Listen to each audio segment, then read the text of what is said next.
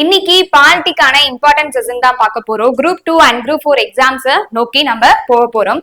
So hi everyone, welcome to our channel. ஊக்குவிப்பவர் ஊக்குவித்தால் ஊக்குவிப்பவர் கூட தேக்குவிப்பார். நான் உங்கள் கௌசிகா. இன்னைக்கு பாலிட்டியில இம்பார்ட்டன்ட் செஷன் வந்து பார்க்க போறோம். சோ இது வரைக்கும் பாலிட்டியில ஒரு 6 செஷன்ஸ்க்கு பக்கமா முடிச்சிருப்போம். ஓகேவா? சோ ஒவ்வொரு வீடியோவோட டிஸ்கிரிப்ஷன்லயுமே இது வரைக்கும் முடிச்சிருக்க செஷன்ஸ்க்கான யூடியூப் லிங்க் உங்களுக்கு இருக்கும். அதை கிளிக் பண்ணி முடிச்சிருக்க கிளாஸஸ் எல்லாத்தையுமே தெளிவா பாத்துக்கோங்க. அதே போல நம்ம ஆப் இது வரைக்கும் இன்ஸ்டால் பண்ணிட்டு ரெஜிஸ்டர் பண்ணாத இருக்கீங்கன்னா இன்ஸ்டால் பண்ணிட்டு ரெஜிஸ்டர் பண்ணிக்கோங்க. டிஸ்கிரிப்ஷன்ல லிங்க் இருக்கும். சோ அதுல போய் ஃப்ரீ மெட்டீரியல்ஸ் அப்படிங்கிற ஃபோல்டர்ல பாத்தீங்கன்னா உங்களுக்கு லாஸ்டா முடிஞ்ச தொல்லியல் அகலாய்வுக்கான கிளாஸ் நோட்ஸ் வந்து கொடுத்திருப்போம். அதை போய் நீங்க டவுன்லோட் பண்ணிக்கலாம். அதே போல நம்ம டெலிகிராம் சேனல்ல இது வரைக்கும் ஜாயின் ஆகுது இருக்கீங்கன்னா ஜாயின் ஆகிக்கோங்க. 2 சேனல்ஸ் இருக்கு. ஒரு சேனல்ல வந்து பாத்தீங்கன்னா ஷார்ட்கட்ஸ் போகும், ஒரு சேனல்ல குவிசஸ் அப்படிங்கிறது போகும். நீங்க அதுல ஜாயின் பண்ணிக்கலாம். அதே போல குரூப் 2 2ஏவுக்கான ஆடுகளம் test batch, complete test batch group 2 2ஏவுக்கு அதுக்கு ஜாயின் ஆகிறதுக்கு லாஸ்ட் டேட் நாளையோட முடியுது. ஓகே, சோ ஜாயின் ஆக வில்லிங் இருக்கவங்க ஃபாஸ்டா ஜாயின் ஆகிக்கோங்க. அதுக்கான டீடைல்ஸ் எல்லாமே கம்ப்ளீட்டா டிஸ்கிரிப்ஷன்ல இருக்கு. ஓகே, சோ ஜாயின் ஆக வில்லிங் இருக்கவங்க ஆல்ரெடி சொல்லிருப்போம். 88 ஜாயின் ஆக வில்லிங் இருக்கவங்க 88 இந்த நம்பர் நோட் பண்ணி வச்சுக்கோங்க. 8807081095 அப்படிங்கிற அந்த நம்பருக்கு வாட்ஸ்அப்ல I want to join group 2 2ஏ டெஸ்ட் பேட்ச் அல்லது ஆடுகளம் டெஸ்ட் பேட்ச் மெசேஜ் பண்ணீங்கன்னா உங்களுக்கான பேமெண்ட் டீடைல்ஸ் ஷேர் பண்ணுவாங்க.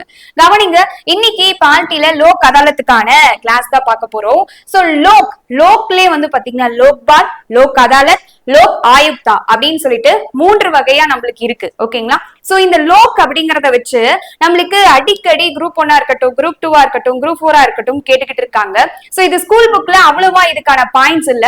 சோ அதனால இதை நம்ம வந்து என்ன பண்ணணும்னா அவுட் சோர்சஸ் ரெஃபர் பண்ணி தான் படிச்சாகணும். சோ லாஸ்ட் செஷன்ல லோக்பால் தான் பாலிட்டிக்கு முடிச்சிருப்போம். இந்த கிளாஸ்ல லோக் அதாலத் பார்க்க போறோம். கவனிங்க, தெளிவா நோட்ஸ் எடுத்து வச்சுக்கோங்க. கவனிங்க, லோக் அதாலத். சோ அதை பற்றி இன்ட்ரோடக்ஷன் ஃபர்ஸ்ட் பார்க்கலாம். லோக் அப்படின்னாலே நான் முன்னாடியே சொல்லிருப்பேன். லோக் அப்படின்னு இருக்கா, என்னையா அது லோலோன்னு கத்திட்டு இருக்க அப்படிங்கிற மாதிரி அந்த மனுஷனை பார்த்து தானே கேட்போம். சோ அப்ப லோக் அப்படின்னாலே மக்கள் அப்படின்னு அர்த்தம். அதாலத் அப்படின்னா நீதிமன்றம்னு அர்த்தம். இப்ப நம்ம வந்து பாக்குறோம் லோக்சபா, ராஜ்யசபா அப்படின்னு நம்மளுக்கு 2 அவை இருக்கு பாராளுமன்றத்துலன்னு பாக்குறோம். அதுல லோக் அப்படின்னு வந்தாலே மக்கள். சோ அப்ப மக்களவைன்னு சொல்றோமா, சேம் அதேதான். லோக் அப்படின்னு வந்தாலே மக்கள், அதாலத் அப்படின்னா நீதிமன்றம். ஓகேவா? சோ அப்போ அதாலத்னா நீதிமன்றம், ஈஸியா ஞாபகம் வச்சுக்கோங்க. அப்ப லோக் அதாலத்துக்கான பொருள் லோக்னா மக்கள், அதாலத்னா நீதிமன்றம்ங்கிறது பொருள். அப்ப சிம்பிளா லோக் அதாலத் அப்படின்னா என்னன்னு சொல்லிடலாம், மக்கள் நீதிமன்றம் அப்படின்னு சொல்லிடலாமா? சோ இது இம்பார்ட்டன்ட். ஒரு டைம் இது நார்மல் கொஸ்டின் தான், ஆனா இதையுமே கேட்டிருந்தாங்க. லோக் அதாலத்னா அதுக்கான பொருள் மக்கள் நீதிமன்றம். அப்ப லோக் அதாலத் அப்படின்னு சொல்லக்கூடிய இந்த மக்கள் நீதிமன்றத்தோட வேலை என்னன்னா சமாதான நிலை அண்ட் சமரசம் மூலமா மக்களோட பிரச்சனைகளை தீர்த்து வைக்கிறதுக்கு இந்திய கவர்மெண்டால உருவாக்கப்பட்ட நீதிமன்றம் தான் இந்த லோக் அதாலத். நிறைய சீரியல்ஸ் எல்லாம் நீங்க வந்து பாத்திருப்பீங்க. இப்போ ஹீரோ ஹீரோயின்ஸ் இருக்காங்கன்னா பிரிஞ்சு போற மாதிரி போவாங்க. அப்புறம் கோர்ட்ல போயிட்டு வந்து பாத்தீங்க அப்படின்னா ஹீரோவுக்கு வந்து அது ஒத்து வராது.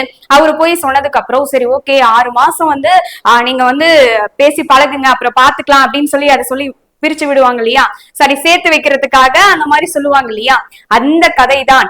இவங்க என்ன பண்ணுவாங்கன்னா சிவில் சம்பந்தப்பட்ட வழக்குகள், திருமண பிரச்சனைகள், நிலத்தகராறு, தொழிலாளர்களோட தகராறு, இதை எல்லாத்தையும் தீர்க்கறதுக்கு தான் இந்த மக்கள் நீதிமன்றம் அப்படின்னு சொல்லக்கூடிய லோக் அதாலத்தை யூஸ் பண்றாங்க. ஓகே, சோ இது மகாத்மா காந்தி இருக்காரு இல்லையா, சோ காந்திஜியோட கொள்கை அடிப்படையில உருவாக்கப்பட்டதுதான் இந்த லோக் அதாலத். சோ அப்ப லோக் அதாலத் சட்டம் எப்ப கொண்டு வந்தாங்கன்னா 1987ல கொண்டு வந்தாங்க. சோ அப்போ இது ஒரு மக்களுக்கான நீதிமன்றம். இதுவுமே வந்து ஒரு நீதிமன்றம் தான். சோ டைரக்டா ஒரு உச்ச நீதிமன்றமோ உயர் நீதிமன்றமோ ஒவ்வொரு இடத்துலயும் இப்ப அடித்துட்டு மக்கள் கிட்ட வந்து பிரச்சனைய சால்வ் பண்ண முடியாது. சோ இதுவே இவங்க வந்து பாத்தீங்கன்னா சால்வ் பண்ணி வைப்பாங்க. அப்ப எப்படி அதையும் தீர்த்து வைக்கிறாங்கன்னா சம்மதத்தின் பேரில் இங்க தீர்ப்பு வழங்கப்படுகிறது. இப்போ ஹஸ்பண்ட் அண்ட் வைஃப் இருக்காங்கன்னா டைவர்ஸ் கேக்குறாங்க, இந்த மாதிரி எல்லாம் இருக்குன்னா மியூச்சுவல் அண்டர்ஸ்டாண்டிங்லயே பிரிறாங்க இல்லையா. சோ அப்படி சம்மதத்தின் பேரில் ஒத்துக்கிட்டதுக்கு அப்புறம் தான் இவங்க தீர்த்து வைப்பாங்க. அதுதான் இவங்களுடைய வேலை. சோ இப்ப இதுல முக்கியமான ஈவென்ட் டேட்ஸ் என்னன்னா ஃபர்ஸ்ட் இந்த லோக் அதாலத் அப்படிங்கிறது குஜராத் மாநிலத்துல ஜூனாகாத் அப்படிங்கிற பிளேஸ்ல மார்ச் 14 1982 இந்த லோக் அதாலத் அப்படிங்கறத ஃபர்ஸ்ட் நடத்தினாங்க. ஓகே, சோ அப்போ லோக் அதாலத்னாலும் மக்கள் நீதிமன்றம். இதுல கேள்வி எப்படி கேட்கலாம்னா ஸ்ட்ரெயிட்டா லோக் அதாலத் முதல்ல எங்க நடத்தப்பட்டது அப்படின்னு கேட்கலாம். அப்படி கேட்டா ஈஸியா போட்டுருவோம். அப்ப என்ன பண்ணுவாங்கன்னா அங்கதான் ட்விஸ்ட் வைப்பாங்க. மக்கள் நீதிமன்றம் முதலில் எங்கு நடைபெற்றது அப்படின்னு கேட்டா Gujarat Junagadh, date March 14 1982. Okay, அப்ப மறக்க கூடாது. நம்மளுக்கு 1885 காங்கிரஸ் உருவானது.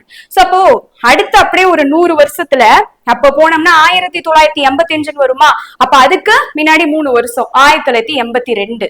அப்போ குஜராத் இருக்கிற இதை எப்படி ஞாபகம் வச்சுக்கிறீங்கன்னா ஷார்ட்கட்டு, குஜராத்ல இருக்க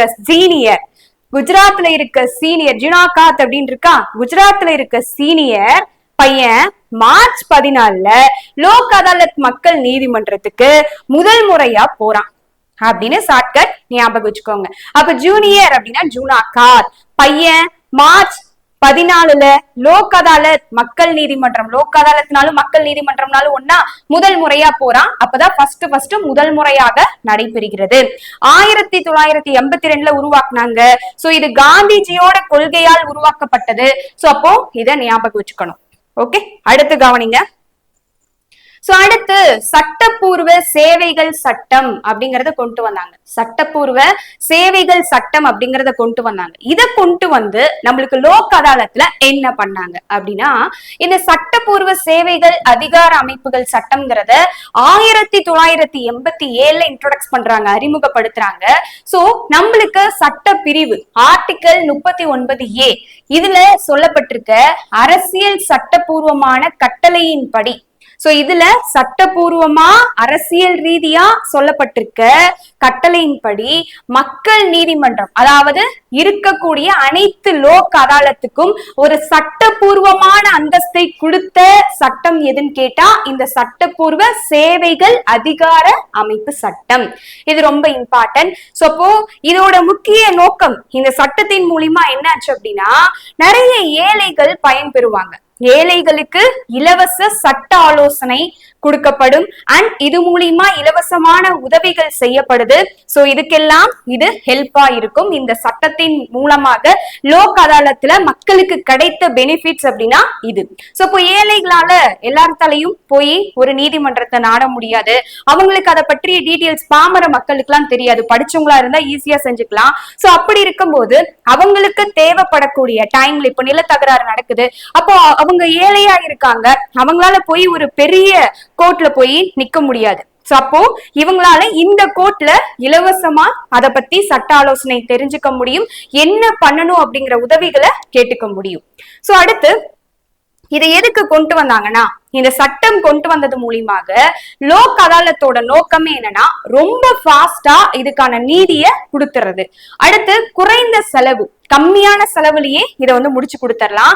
ரொம்ப காலமா பெண்டிங்லே 10 வருஷம் 15 வருஷம் இப்ப பெண்டிங்ல போட்டுட்டு இருக்காங்க இல்லையா, சோ அந்த மாதிரி பெண்டிங்ல இல்லாம ரொம்ப ஃபாஸ்டா கொடுக்கறதும் தீர்ப்பு கொடுக்கறதும் அண்ட் நீண்ட காலமா அப்படியே தேங்கி இருக்கக்கூடிய வழக்குகளை ஃபாஸ்டா விசாரிக்கிறதுக்காக கொண்டு வந்ததுதான் இந்த லோக் அதாலத். இந்த சட்டத்தின் மூலமா இதுல இந்த ஒரு பெனிஃபிட் கிடைச்சிருக்கு. அதே மாதிரி சிவில் வழக்குகள், சிவில் கேசஸ் இருக்குன்னா அதுக்கு இது மூலியமா சொல்யூஷனை கண்டுபிடிக்க முடியும். ஆனால் கிரிமினல் கேசஸ், குற்றவியல் வழக்கை பொறுத்த வரைக்கும் லோக் அதாலத்தால தீர்வு காண முடியாது. இதுல தெரிஞ்சுக்க வேண்டிய விஷயம் என்ன, சிவில் கேசஸா இருந்தால் இங்க தீர்ப்பு கிடைக்கும். கிரிமினல் கேசஸா இருந்தா நீயே கிரிமினல், உனக்கு எதுக்குடா நான் வந்து தீர்ப்பு சொல்லணும், என்கிட்ட வந்து லோலோன்னு அலையாதன்னு தள்ளி விட்டுருவாங்க அப்படின்னு ஷார்ட்கட் ஞாபகம் வச்சுக்கோங்க. ஓகே, சோ அப்ப சிவில் கேசஸ்க்கு முடியும், கிரிமினல் கேசஸ்க்கு முடியாது. ஓகே, லோலோனா லோக் அதாலத். இந்த லோக் அதாலத் இருக்கு இல்லையா, இந்த லோக் அதாலத் அப்படிங்கறது ஒரு நீதிமன்றம், மக்களுக்கான நீதிமன்றம்னு பார்த்தோம். இதுல யார் யாரெல்லாம் இருப்பாங்கன்னா டோட்டலா 3 நபர்கள் இருப்பாங்க. ஒண்ணு உயர் நீதிமன்றத்துக்கு கீழே தான் மாவட்ட நீதிமன்றம் இருக்கும் அப்படிங்கறத நம்ம முன்னாடியே பார்த்திருப்போம். நீதிமன்றம் அப்படிங்கிறது ஒரு உயர்ந்த பட்ச அமைப்பு. அதுல உயர்ந்த நீதிமன்றம்னா எது? உச்ச நீதிமன்றம்.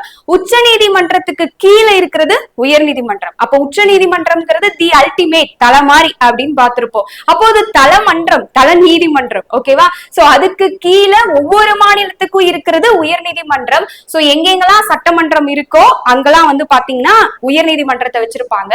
அதுக்கு கீழே இருக்கிறது மாவட்ட நீதிமன்றம். அப்போ இந்த லோக் அதாலத்துல ஓய்வு பெற்ற ஒரு ரிட்டையர்டு மாவட்ட நீதிபதியும் ஒரு சமூக பணியாளர் சோசியல் வாலண்டியர் இருப்பாரு அண்ட் ஒரு வழக்கறிஞருமே இதுல இருப்பாரு. இவங்க 3 பேரும் இந்த லோக் அதாலத் அப்படிங்கிற டீம்ல இருப்பாங்க.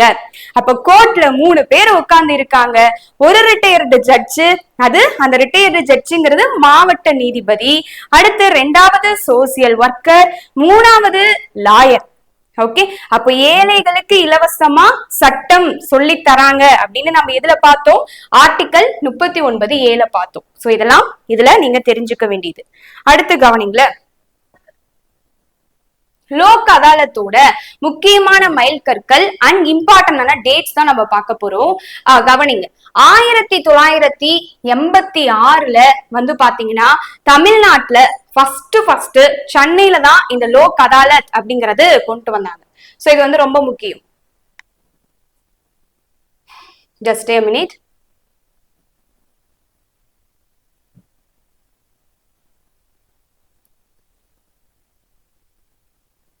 சோ தமிழ்நாட்டுல ஃபர்ஸ்ட் எல்லாத்துக்குமே நம்மளோட தலைநகரம் சென்னை. ஈவன் எந்த விஷயத்த பெரிய இதை கொண்டு வரதுனாலும் சென்னையில தான் ஃபர்ஸ்ட் கொண்டு வருவாங்க.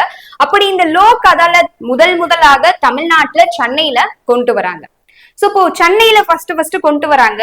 சோ அப்போ இந்தியா அளவுல தான் நம்ம ஃபர்ஸ்ட் லோக் அதாலத் பார்த்தோம். இப்போ தமிழ்நாட்டுல சென்னையில தான் ஃபர்ஸ்ட் எந்த வருஷம் வருதுன்னா 1986 தான் வருது. சோ அதுக்கப்புறம் என்ன நடக்குது அப்படின்னா 1987 வந்து பாத்தீங்கன்னா சட்டப்பூர்வ சேவை அதிகார அமைப்பு சட்டம் அப்படிங்கறத கொண்டு வந்தாங்க. சட்டப்பூர்வ சேவை அதிகார அமைப்பு சட்டம் அப்படிங்கறத கொண்டு வந்தாங்க. சோ அதுபடி மக்கள் நீதிமன்றத்துக்கு சட்டப்பூர்வமான அந்தஸ்து அப்படிங்கிறது கிடைச்சது. லோக் அதாலத்துக்கு சட்டப்பூர்வமான அந்தஸ்து கிடைத்தது எப்போ அப்படின்னா 1987 சட்டப்பூர்வ சேவை அதிகார அமைப்பு சட்டத்துப்படிதான் கிடைச்சது. நம்ம முன்னாடி அந்த சட்டத்தை பார்த்தோம். 1996 அக்டோபர் 2 நம்ம காந்தி ஜெயந்தி. சோ அப்போ அக்டோபர் 2 லோக் அதாலத் மூலமா கிட்டத்தட்ட 1 மில்லியன் வழக்குகளை தீர்க்கறதுக்காக தேசிய அளவிலான திட்டத்தை கொண்டு வந்தாங்க. 1996 அக்டோபர் 2 கரெக்டா 2000 மில்லேனியம் இயர் வரதுக்கு முன்னாடியே 4 வருஷத்துக்கு முன்னாடி 1996 என்ன பண்ணிட்டாங்க? இந்த மக்கள் நீதிமன்றத்து மூலியமா கிட்டத்தட்ட 1 மில்லியன் வழக்குகளை தீர்க்கறதுக்கு தேசிய அளவுல திட்டம் அப்படிங்கறத கொண்டு வந்தாங்க. அப்போ இந்த பாயிண்ட் தான் நம்மளுக்கு முக்கியமான பாயிண்ட். தமிழகத்துல ஃபர்ஸ்ட் 1986 சென்னையில. சோ இது அடுத்ததுதான் என்ன பண்றாங்கன்னா சென்னையில கொண்டு வந்ததுக்கு அப்புறம் ஓகே இது நல்லா செட் ஆகுது, பெஸ்டா இருக்கு அப்படின்னு சொல்லி டெஸ்ட் எல்லாம் பண்ணி பார்த்துட்டு, எப்படி லேப்ல வந்து டெஸ்ட் எல்லாம் செஞ்சு பார்ப்பாங்களோ அந்த மாதிரி செஞ்சு பார்த்துட்டு, அப்போ இது தமிழ்நாட்டுல இருக்கக்கூடிய அனைத்து மாவட்டங்களுக்கு கொண்டு வந்தா பெஸ்டா இருக்கும் அப்படின்னு சொல்லிட்டு 2012 தான் தமிழ்நாடு கவர்மெண்ட் அனைத்து மாவட்டங்களுக்கும் இது கொண்டு வாங்க அப்படின்னு சொல்லி பெர்மிஷனை கொடுத்துச்சு. இது ரொம்ப முக்கியம். தமிழ்நாட்டுல ஃபர்ஸ்ட் சென்னை 1986, அடுத்து வந்து பாத்தீங்கன்னா இங்க 6 கூட இன்னொரு 6ஓட டபுள் என்ன, அது 12. 2012 தமிழ்நாடோட அனைத்து மாவட்டங்களுக்கும் வருது. சோ இப்ப 1986 சென்னையில தொடங்கினாங்க, 87 சட்டம் போட்டாங்க, காந்தி ஜெயந்தி அக்டோபர் 2 1996. சோ அப்பதான் 96 அன்னைக்கு 1 மில்லியன் கேஸ் தீர்த்தாங்க. கடைசியா 2012 தமிழ்நாட்டுல எல்லா மாவட்டத்திலையும் லோக் அதாலத்தோட ஆரம்பிச்சிருச்சு. சோ இப்ப இந்த வருஷம் அப்படியே கரெக்டா நான் அடுத்தடுத்து லிங்க் பண்ணிருக்கேன். 1986, 1987, அடுத்து 1996, 2012. அடுத்து கவனிங்க, லோக் அதாலத்தோட சிறப்புகள் என்ன, இவங்களோட ஸ்பெஷல் ஃபியூச்சர்ஸ் என்னென்ன அப்படின்னு சொல்லி பார்த்தோம்னா, லோக் அதாலத் இருக்கு இல்லையா, இது ஒரு அமைப்பு. இந்த லோக் அதாலத் அமைப்பு மூலியமா இந்த லோக் அதாலத் அமைப்போட சட்ட அதிகாரம் அப்படிங்கிறது மாநிலம் அண்ட் மாவட்ட அமைப்புகளால தீர்மானிக்கப்படும்.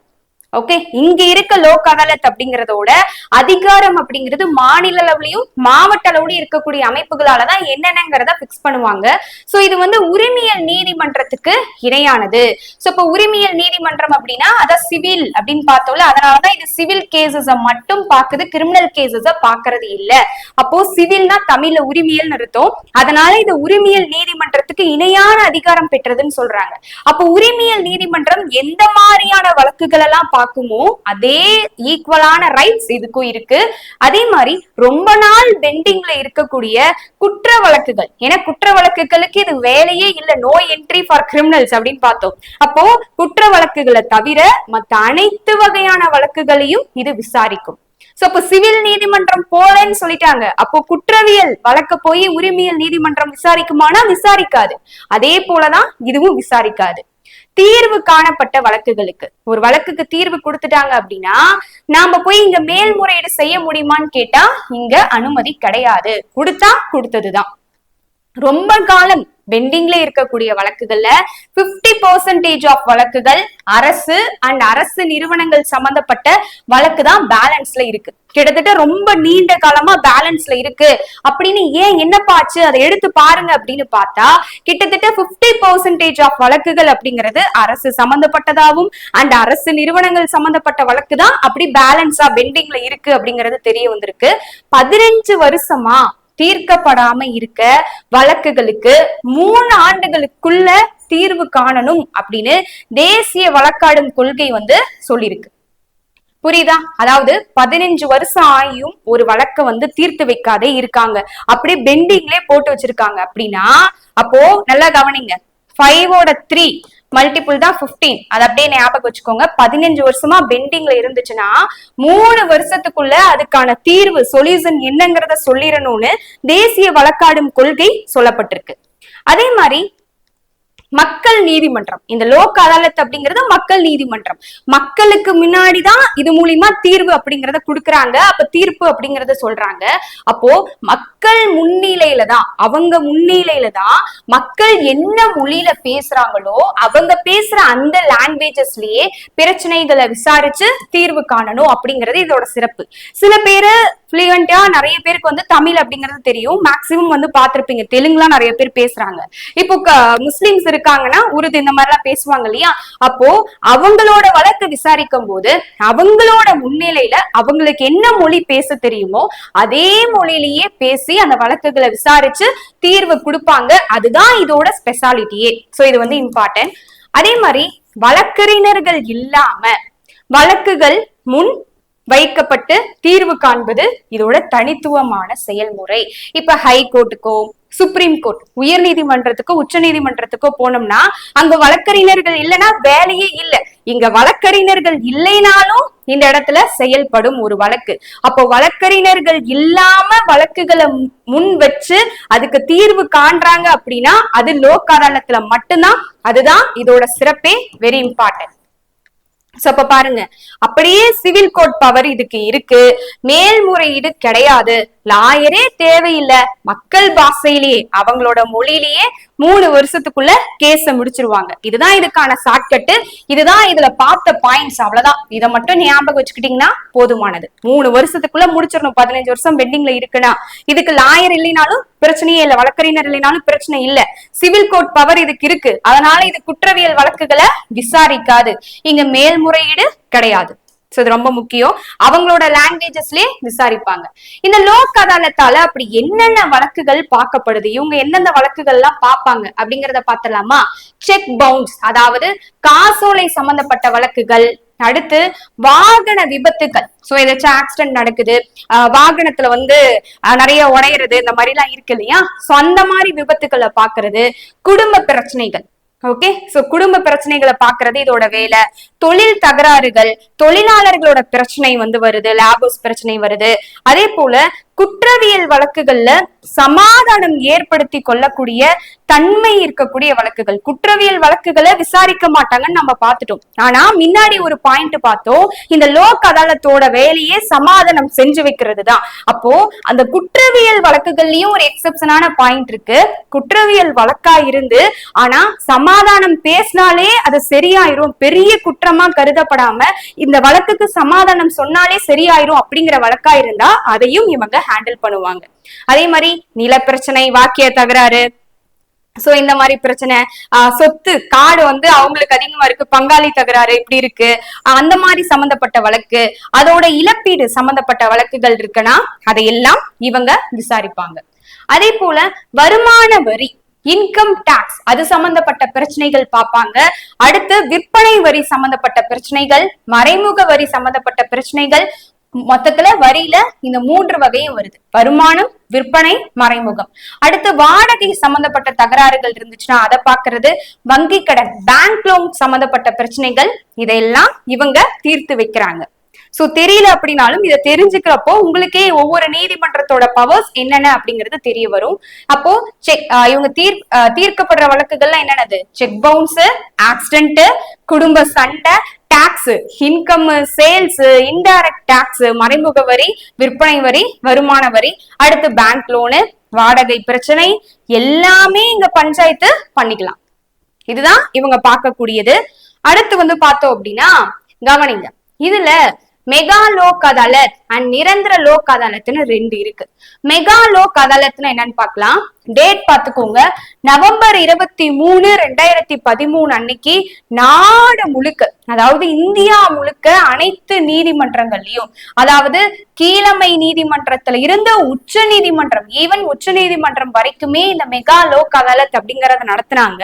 இந்த மெகா லோக் அதாலத்ல நடந்த சிறப்பு என்னன்னா, கிட்டத்தட்ட 35 லட்சம் வழக்குகள், 1 இல்ல 2 இல்ல 35 லட்சம் வழக்குகள் இது மூலியமா தீர்த்து வச்சு இதுல பெரிய அச்சீவ்மெண்டே, சாதனையே பண்ணிருக்காங்க.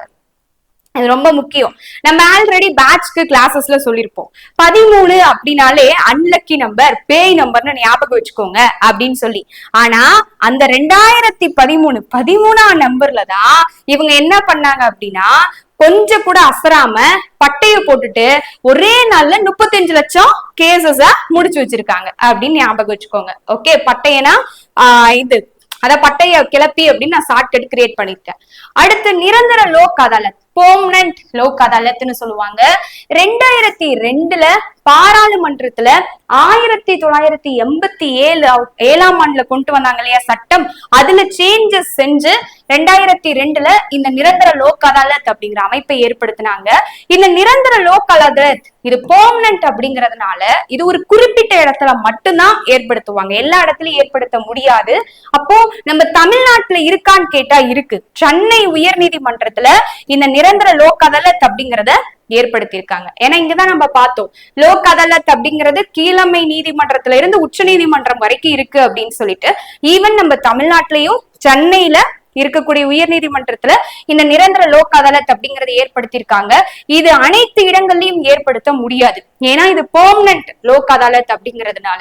ஓகே, சப்போ 2002ஆம் ஆண்டு சட்டம் திருத்தம் மூலியமா பெர்மனன்ட்டா சென்னை ஹைகோர்ட்ல லோக் அதாலத்தை செட் பண்ணிட்டாங்க. அவ்வளவுதான், நம்மளுக்கு லோக் அதாலத் அப்படிங்கிற topic completely over. Okay, so Lokpal பார்க்காத இருக்கவங்க பாத்துக்கோங்க, லோக் அதாலத் கம்ப்ளீட்லி ஓவர். இன்னும் நம்மளுக்கு பாத்தீங்கன்னா லோக் ஆயுக்தா முடிச்சிட்டோம்னா இந்த லோக் அப்படிங்கறதுல இருந்து முடிஞ்சிருச்சு. ஏன்னா இது ஒரு கிடைக்காத ஒரு டாபிக் சோர்ஸ். சோ அததான் நம்ம இம்பார்ட்டன்ட் கொடுத்து பாத்துக்கிட்டு இருக்கோம். கண்டிப்பா இது 3ல இருந்து கொஸ்டின் அப்படிங்கிறது வரும், தெளிவா பாத்துக்கோங்க. குரூப் 1 படிச்சீங்கனாலே இது ரொம்ப ரொம்ப இம்பார்ட்டன்ட். சோ கண்டிப்பா உங்களுக்கு இந்த செஷன் யூஸ்ஃபுல்லா இருந்திருக்கும்னு நினைக்கிறேன். சோ அடுத்தடுத்த கிளாஸ்ல அடுத்தடுத்து இம்பார்ட்டன்டான கிளாஸஸ் நம்ம பார்க்கலாம். இந்த கிளாஸ் உங்களுக்கு யூஸ்ஃபுல்லா இருந்துச்சுன்னா மறக்காம லைக் பண்ணிருங்க, உங்க ஃப்ரெண்ட்ஸ்க்கும் ஷேர் பண்ணி விட்டுருங்க. அதே போல நம்ம சேனல் இது வரைக்கும் சப்ஸ்கிரைப் பண்ணாத பாத்துக்கிட்டு இருக்கீங்கன்னா சப்ஸ்கிரைப் பண்ணிட்டு பாருங்க. நம்ம ஆப் இது வரைக்கும் இன்ஸ்டால் பண்ணிட்டு ரிஜிஸ்டர் பண்ணாத இருக்கீங்கனாலும் இன்ஸ்டால் பண்ணிட்டு ரிஜிஸ்டர் பண்ணிக்கோங்க. Thank you so much.